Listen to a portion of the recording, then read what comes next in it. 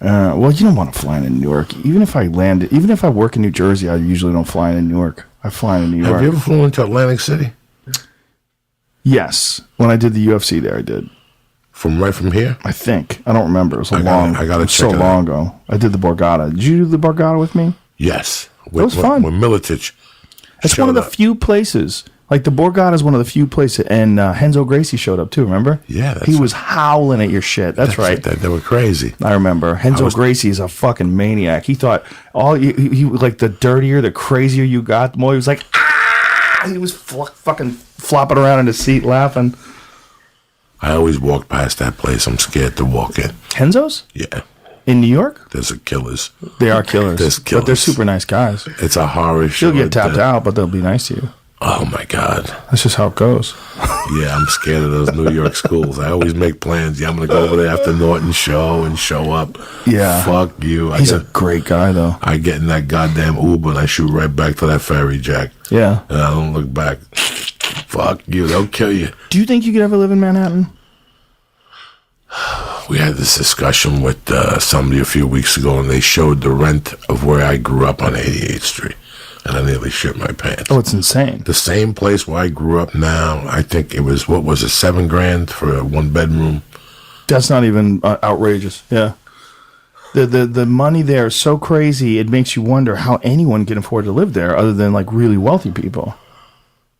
If there's any city that gives me anxiety, it's New York City at night anymore. Yeah? I've gotten to the age that I've gotten very comfortable here. And when I go play the stand on Thursday nights, I stand on the corner before you go in, and I actually fucking can't take the cars anymore. Like the speed, that electricity, I'm not used to it anymore. Really? Yeah, it fucks with me a little bit. So on Thursdays, I don't go into the city no more. I just wait till I go to the shows, and it's weird how when you're from that area, it takes you a couple days to acclimate. Like I was getting on the ferry, and I was getting bullied on the ferry.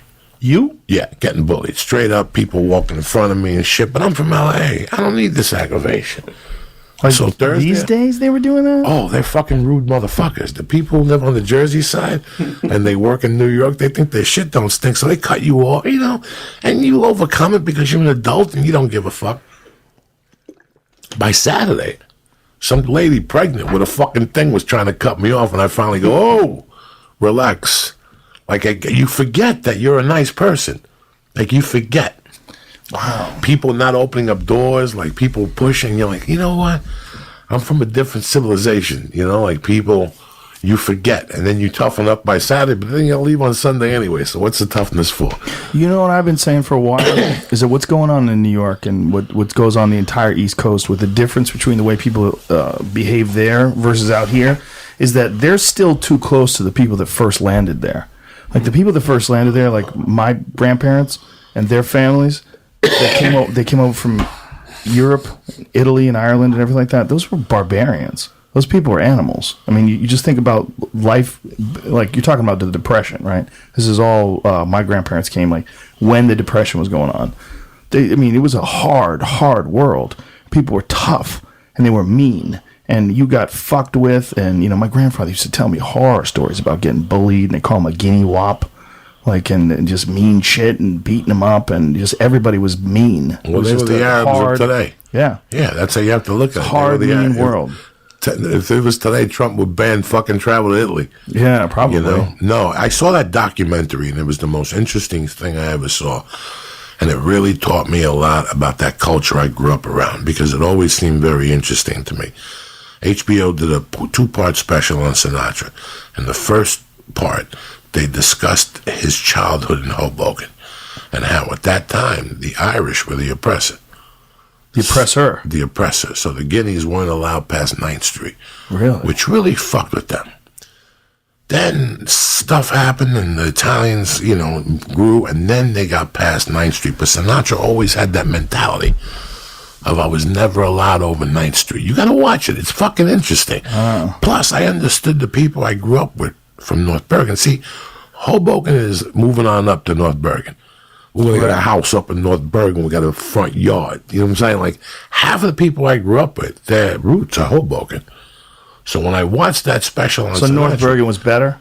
North Bergen was more residential, where Hoboken was more, tenements and 3 floors. And, North Bergen, once they built North Bergen, a lot of people moved to North Bergen. There used to be a club there. There used to be a club in Hoboken. What was it? It was a stand-up club there. I do not remember. I was long gone by. They still do stand-up there. Danny Aiello has a room on Tuesday nights. They've been really trying, like, over the years to do stand-up there. I did a benefit for the Hoboken Police Department. Oh, yeah? Oh, a long time ago. I did the club there in, like, 91 or 92 or something like that. And they had pictures all over the wall the time Eddie Murphy stopped by. That's all I remember. Like, Eddie Murphy was here at one point in time. Like, and they had, like, a photo, and it said, like, 1989 Eddie Murphy. It was like 3 years ago, and everybody's like, "Oh, remember that time 3 years ago? Eddie Murphy came down there." Fuck, I didn't know there was a comedy club in Hoboken. When I started in Denver. When I went back, the big club was Rascals and the other one, but there was also Main Street Showcase. It was always. I saw Bill Bellamy on the plane one time, and I was talking to him about it. He goes, "Yeah, that was my roots, Main Street Showcase." Bill Bellamy. I forgot about Jay Bill Moore. Bellamy.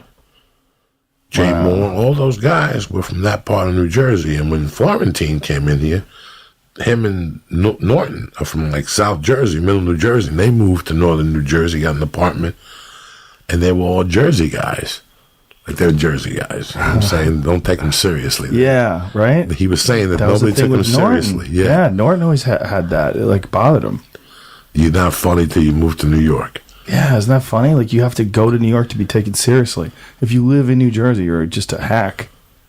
You're telling fart jokes and shit, Those clubs in Jersey are brutal.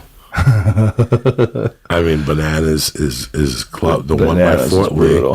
And it's brutal. You do comedy at a ping pong table. Did you do the one in Poughkeepsie? I did the one in Poughkeepsie. I did that one. A couple times. That's in a ballroom, Lee. Yeah. And it's next to a gas station. That's as good as it gets, dog. And they put you in a downstairs room, and when I tell you it's fucking freezing, it's fucking freezing. They got one diner in the lobby, and it's the worst food you've ever eaten in your life. Even if they give you the 30% off, you'd rather fucking starve to death. That's how bad that place is. And you're stuck up there for 2 fucking nights next to a gas station. That's it.